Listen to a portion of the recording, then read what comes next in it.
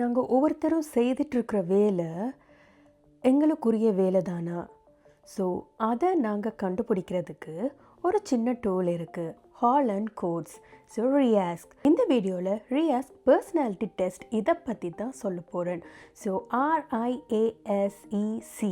So இந்த லெட்டர்ஸில் என்ன அப்படி மறைஞ்சிருக்கு? எங்களோட பர்சனாலிட்டியை இந்த 6 லெட்டர்ஸும் ரூல் பண்ணுதா? ஸோ இதை பற்றி தான் இந்த வீடியோவில் பார்க்க போகிறோம். ஸோ இந்த வீடியோ ஃபுல்லாக பாருங்கள். நீங்கள் இருக்கிற ஜாபில் உங்களுக்கு சாட்டிஸ்ஃபேக்ஷன் இல்லை, நான் இருக்கிற வேலை சரிதானா, எனக்கு எந்த மாதிரி ஒரு ஒர்க் கிடைச்சா நான் சந்தோஷமாக இருப்பேன். ஸோ இந்த மாதிரி கேள்விகளுக்கு பதில் தெரியாமல் இருக்கிறீங்களா இருந்தால் இந்த வீடியோவை கடைசி வரைக்கும் பாருங்கள். இந்த வீடியோ உங்களுக்கு ஒரு கைடாக இருக்கும். ஓகே, ஸோ இந்த லெட்டர்ஸுக்கு உரிய விளக்கங்கள் என்ன? So realistic. உதாரணத்துக்கு ஒருத்தர் இருக்கிறாங்க, அவங்களுக்கு நல்லா சமைக்க தெரியும். அதே நேரம் இன்னொருத்தர் இருக்கிறாங்க, அவங்களுக்கு ஒரு கம்ப்யூட்டரை அந்த பார்ட்ஸ் எல்லாத்தையுமே அவங்க ரிமூவ் பண்ணினாலும் திரும்பவும் அதை ஃபிக்ஸ் பண்ணக்கூடிய ஒரு கெப்பாசிட்டி. ஸோ இந்த மாதிரி விஷயங்கள், அதாவது எங்களோட ரியல் லைஃப்பில் நாங்கள் செய்கிற வேலைகள் எவ்வளவு தூரத்துக்கு நாங்கள் சக்ஸஸாக செய்கிறோம், எவ்வளவு தூரத்துக்கு நாங்கள் அந்த வேலையில் ஒரு விருப்பத்தோடு செய்கிறோம். எல்லாருக்குமே கார் ஓடணுமென்று ஒரு ஆசை இருக்கும், டிரைவிங் லைசன்ஸ் எடுக்கணுமென்று சொல்லி நிறைய பேர் எக்ஸாம் போவாங்க. ஆனால் எல்லாருமே ஃபர்ஸ்ட் டைமில் பாஸ் பண்ணிடுவாங்களா? இல்லை. ஆனால் ட்ரை லேர்ன் பண்ணுறதுக்கு அவங்க பல முயற்சிகள் எடுத்து செகண்ட் அட்டம் தேர்ட் அட்டம்ல அவங்க பாஸ் பண்ணுவாங்க. ஆனால் ஒரே தரத்தில், அதாவது அந்த டிரைவிங்கை லேர்ன் பண்ணும் பொழுதே அவங்களுக்குள்ள ஒரு விதமான விருப்பம், அட இவ்வளோ நாளும் நான் இந்த மாதிரி ஒரு ட்ரைனிங்க்கு தான் வெயிட் பண்ணிகிட்டு இருந்தேன், எனக்கு இந்த டிரைவிங் பிடிச்சிருக்கு, நான் மேலும் நான் நிறைய லேர்ன் பண்ணணும். ஸோ அந்த டெக்னிக்ஸ் எல்லாத்தையுமே அவங்க ஈஸியாக குயிக்காக லேர்ன் பண்ணிடுவாங்க. இந்த மாதிரி கேட்டகரைஸில் நீங்கள் எந்த லெவலில் இருக்கிறீங்க? ஸோ உங்களுக்கே ஒரு ஸ்கோர் நீங்கள் கொடுத்துக்கொள்ளுங்க. நீங்கள் ஒரு மியூசிக் இன்ஸ்ட்ருமெண்ட் ப்ளே பண்ணுற ஒருத்தராக இருந்தால் மியூசிக் இன்ஸ்ட்ருமெண்ட் எவ்வளோ தூரம் ப்ளே பண்ணுறீங்க, அதே நேரம் அந்த இன்ஸ்ட்ருமெண்ட்டில் ஒரு பிரச்சனைண்டா நீங்களே அதை சரி செய்யக்கூடிய ஒரு நபராக இருக்கிறீங்களா? ஸோ அந்த மாதிரி உங்களோட கரண்ட் லைஃப்பில், உங்களோட ஜாப் லைஃப், உங்களோட பர்சனல் லைஃப்பில் உங்களுக்கு எந்த விஷயத்தில் தொடர்பு இருக்கோ அந்த விஷயத்தை நீங்கள் உதாரணமாக யோசிக்கலாம். சமைக்க தெரியுமான்னு சொன்னேன். இப்போ ஒருத்தர் அவங்க நல்லா சமைப்பாங்க, அவங்களுக்கு சமைக்கிறது தான் அவங்களுக்குரிய ஒரு பேஷன்னா அவங்க அதை உதாரணமாக யோசிக்கலாம். ஸோ எவ்வளோ வேகத்தில் அவங்க சமைக்கிறாங்க. அதே நேரம் நீங்கள் ஒரு கார்டனிங், அதாவது உங்களுக்கு தோட்டம் செய்கிறதுல அவ்வளோ விருப்பம், பூ மரமாக வச்சு, ஸோ அந்த மாதிரி உங்களுக்கு ஒரு இன்ட்ரெஸ்ட் இருக்கா? வீட்டில் நாய்க்குட்டி வளர்க்குறீங்களா?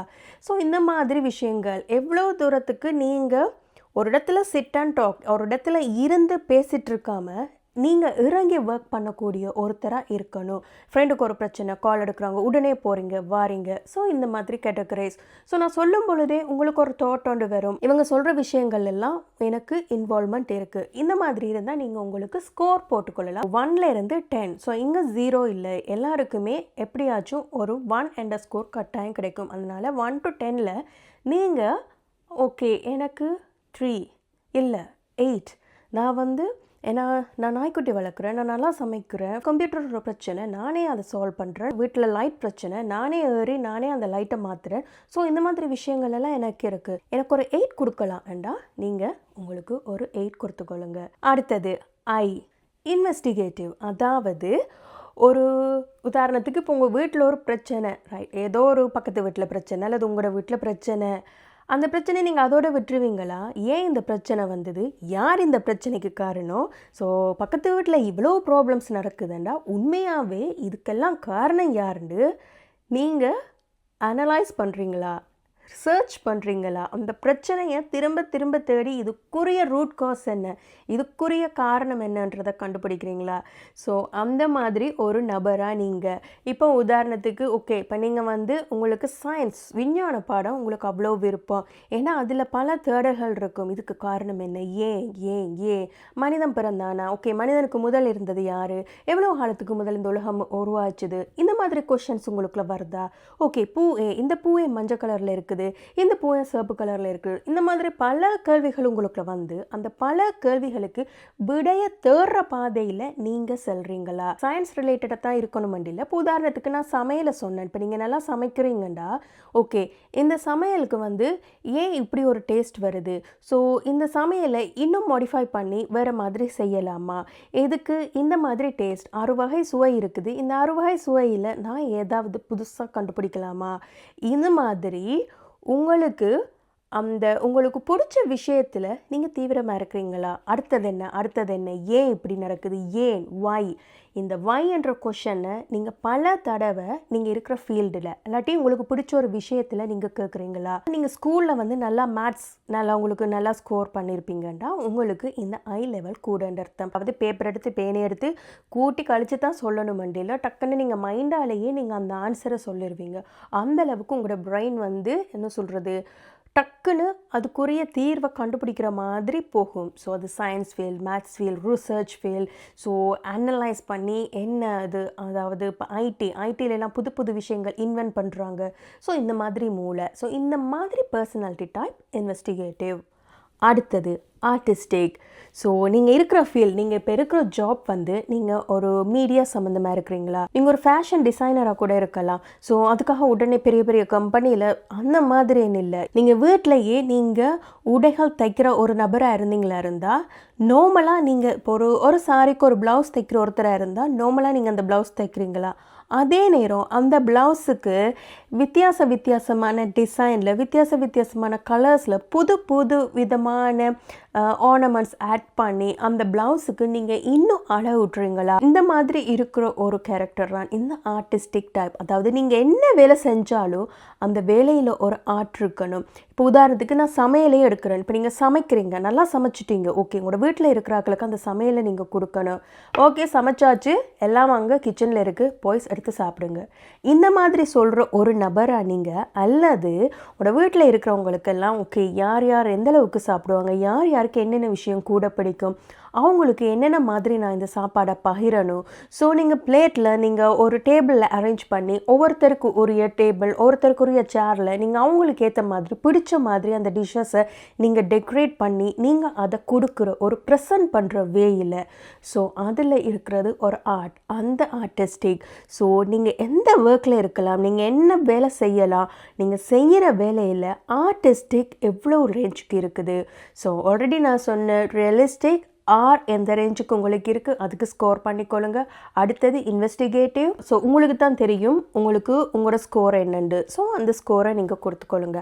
அதே மாதிரி தான் ஆர்டிஸ்டிக். ஸோ நீங்கள் செய்கிற வேலையில் எவ்வளவு தூரம் ஆர்டிஸ்டிக்காக இருக்குது. ஒவ்வொரு ஒர்க்லேயும் ஒரு ஆர்ட் இருக்குது. அந்த ஆர்ட் உங்களுக்குள்ளே இருக்கிற அந்த ஆர்ட் எத்தனை மார்க்ஸ், எத்தனை ஸ்கோர், 7, 8, 9. அடுத்தது சோஷியல். ஸோ இந்த சோஷியல் கேட்டகரியில் தான் வந்து நாங்கள் ஒருத்தருக்கு போய் ஹெல்ப் பண்ணுறது, அதாவது ஒருத்தருக்கு பிரச்சனைன்னு தெரிஞ்சோன்னே நாங்கள் அவங்களுக்கு ஹெல்ப் பண்ணுறது, ஒருத்தருக்கு ஒரு பிரச்சனை வரப்போகுதுன்றதை நாங்கள் தெரிஞ்சு கொண்டே அவங்களுக்காக நாங்கள் கஷ்டப்பட்டுட்ருப்போம், உடனே நாங்கள் போய் அவங்களுக்கு ஒரு ஹெல்ப் கொண்டு பண்ணுறது. ஸோ இந்த மாதிரி கேரக்டர்ஸ், இந்த மாதிரி பர்சனாலிட்டியாக நீங்கள் பெரும்பாலும் டீச்சர்ஸாக இருப்பாங்க.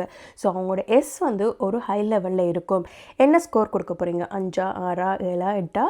ஸோ அந்த ஸ்கோரையும் நீங்கள் எழுதி வச்சுக்கொள்ளுங்க. அடுத்தது என்டர்பிரைசிங். 6 பர்சனாலிட்டி. இந்த 6 லெட்டர்ஸ்லையுமே என்வாயன்மெண்ட், ஜெனட்டிக் எல்லாமே மிக்ஸ் பண்ணி தான் இருக்குது. பட் இந்த வந்து நாங்கள் இம்ப்ரூவ் பண்ணிக்கொள்ளலாம். அதாவது ஒருத்தருக்கு வந்து 5, 4ல் இருக்குது, அவங்களுக்கு கடைசி வரைக்கும் 4லையா இருக்கும், இல்லை, அவங்க கடந்து வந்த பாதையில் அவங்க என்னென்ன விதமான ஒரு ப்ராப்ளம்ஸ், என்னென்ன விதமான சேலஞ்சஸ் அவங்க ஃபேஸ் பண்ணியிருக்காங்கன்றது அவங்களோட தீர்மானிக்க. ஒரு 20 வருஷம் 30 வருஷம் அவங்களோட கரியர் ஜேர்னியில் அவங்க திரும்ப போராடி ஒரு கட்டத்துக்கு வந்திருப்பாங்க.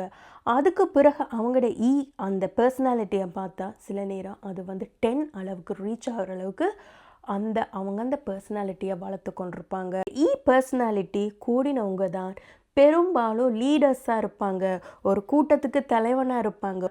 இவங்களுக்கு ஸ்கோர் வந்து 9 அப்படின்னா அவங்களுக்கு அந்த ஸ்கோர் 9 வந்துட்டுதுண்டா அவங்க லீடராக இல்லை.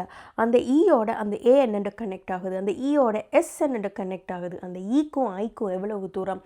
இந்த மாதிரி அந்த 6 லெட்டர்ஸுக்குள்ளேயுமே, அதாவது 6 கோண ஷேப்பில் அந்த 6 லெட்டர்ஸையுமே நாங்கள் கூட்டி கழித்து பார்க்கும் பொழுது ஒரு விதமான ஒரு ப்ராடக்ட் வரும். அந்த ப்ராடக்ட் தான் அந்த மாதிரி ஒரு ஜாப், அந்த மாதிரி ஒரு கரியருக்குள்ளே நாங்கள் போயிட்டோமா இருந்தால் அது வந்து ஒரு மேக்ஸிமம் சாட்டிஸ்ஃபேக்ஷன் லெவலில் எங்களுக்கு கொடுக்கும்.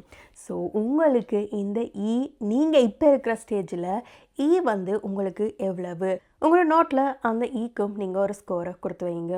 அடுத்தது சி, கான்வென்ஷனல். ஸோ என்னடா கான்வென்ஷனல்? ஸோ இவங்க வந்து கூடுதலாக டேட்டா மைண்டட்டாக இருப்பாங்க. அதற்கு 2 மைண்ட் இருக்குது, logic mind, intuition mind. So இந்த லாஜிக் மைண்ட் கூடுதலாக இவங்களுக்கு வேலை செய்யும். ஸோ அதாவது என்னண்டாலும் அவங்களுக்கு பர்ஃபெக்டாக இருக்கணும்.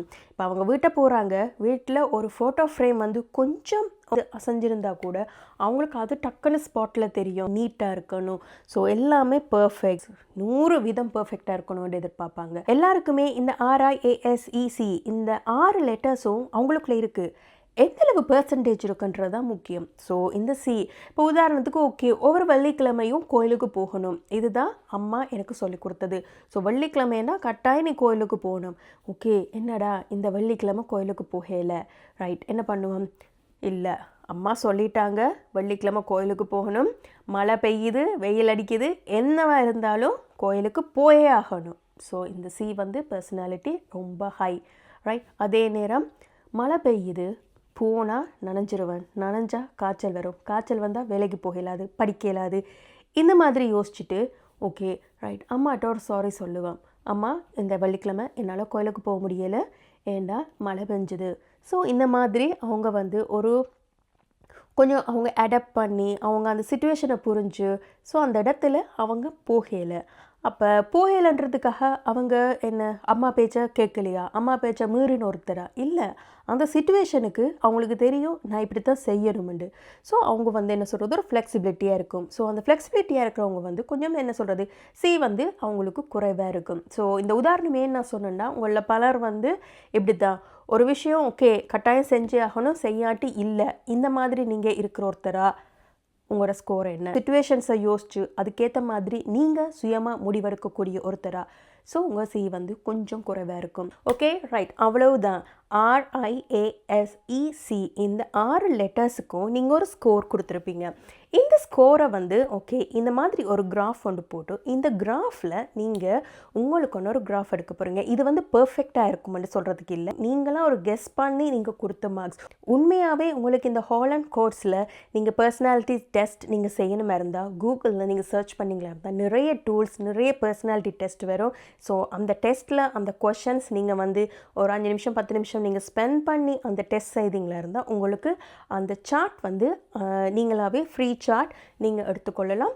பட் இதை வந்து உங்களுக்கு இந்த தியரியை உங்களுக்கு விளங்கப்படுத்துறதுக்காகத்தான் நான் உங்களுக்கு ஸ்கோர் கொடுக்க சொன்னேன். இப்போ நீங்கள் ஒரு ஸ்கோர் கொடுத்துருப்பீங்க தானே, அந்த ஸ்கோருக்கு நீங்கள் ஒரு சார்ட் ஒன்று எடுத்தீங்களா இருந்தால் ஓகே இதுதான் சார்ட், இதுதான் என்னோட சார்ட், இந்த மாதிரின்னா ஓகே எனக்கும் நான் செய்கிற வேலைக்கும் சம்மந்தம் இருக்கா, நான் செய்கிற ஒர்க்குக்கும் இந்த சார்ட்டுக்கும் எவ்வளோ தூரம் சம்மந்தம் இருக்குது, இதை பற்றி அடுத்த வீடியோவில் உங்களுக்கு நான் ஃபுல் அண்ட் ஃபுல் எக்ஸ்பிளைன் பண்ணுறேன். ஸோ இந்த வீடியோ பிடிச்சிருந்தால் லைக் பண்ணுங்கள், யாருக்கும் யூஸ்ஃபுல்லாக இருக்குமோ அவங்களுக்கும் ஷேர் பண்ணுங்கள். ஸோ இந்த கௌரிஷ்டா கைட் வந்து ஒரு ஸ்பிரிச்சுவல் கரியர் கைடன்ஸ் ப்ரோக்ராம் இருக்க போகுது. ஸோ அதுக்கு முக்கியமாக எங்களுக்கு தேவை ஜாப் சாட்டிஸ்ஃபேக்ஷன். நாங்கள் இருக்கிற வேலையில் நாங்கள் சந்தோஷமாக இருக்கிறோமா, எங்களுக்கு இருக்கிற வேலையில் நாங்கள் பிடிச்சி வேலை செய்கிறோமா, எவ்வளோ தூரம் நாங்கள் எங்களோட நாளாந்த வாழ்க்கையில் சந்தோஷமாக இருக்கிறோம், இதை பற்றி தான் இந்த சேனல் ஒரு ஃபுல் அண்ட் ஃபுல் ஒரு கைடாகவே உங்களுக்கு இருக்க போகுது. ஸோ அடுத்த வீடியோவில் உங்களை மீட் பண்ணுறேன்.